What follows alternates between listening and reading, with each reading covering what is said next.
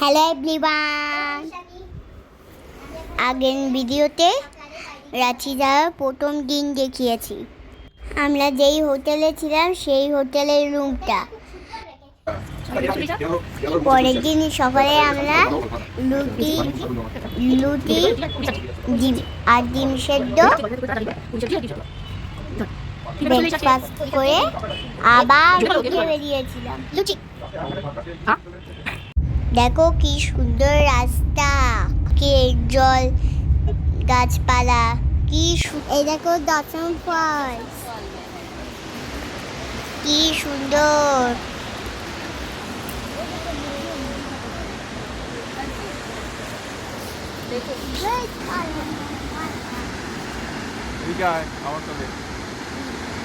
এটা কোথায় বলতো? এটা দর্শন ফলসের দিদি, নিচের নামতে হবে অনেকটা।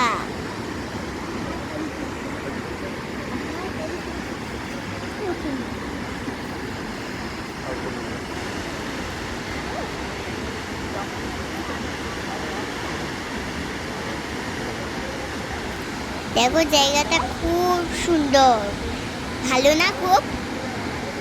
দেখো কেমন ঝর্ণা জলটা পড়ছে, পাহাড় থেকে উপর থেকে ঝড় পড়ছে।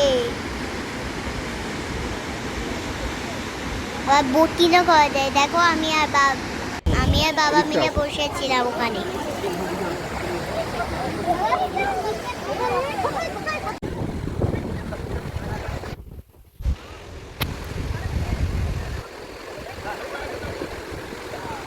অনেকটা নিচে নামতে হবে তো।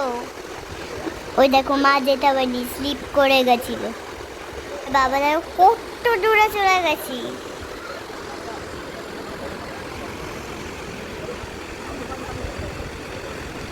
মা এখানে দাঁড়িয়ে দাঁড়িয়ে আমাদের ভিডিও করেছে। ওই দেখো আমি বাবা যাচ্ছি, ওখানে জুতো খুলেই নেমেছি। বর্ষাকালে আরো অনেক জল থাকে, এখন তো বর্ষাকাল নেই, ওই জন্য একটু জল কম আছে। এ দেখো কত দূরে চলে গেছি, জলের কাছে চলে যাচ্ছি। আমরা যেখানে যাচ্ছি বর্ষাকালে যাওয়া যায় না।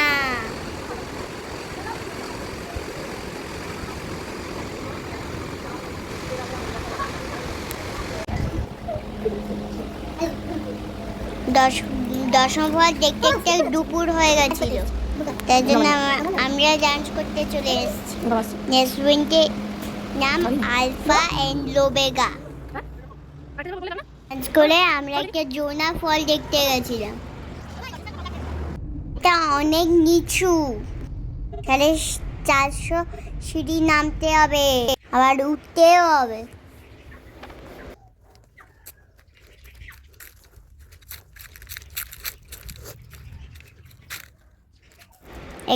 জোনা ফলসে যাওয়ার আগে একটা বুদ্ধ মন্দির পড়লো, কেউ কোথাও নেই, চারিদিকে শুনশান,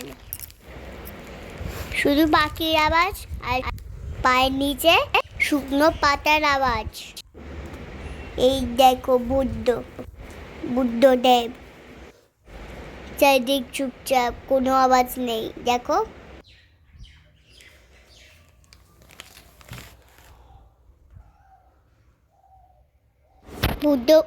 বুদ্ধ মন্দির দর্শন করে জোনা ফলসের সামনে গেছিলাম।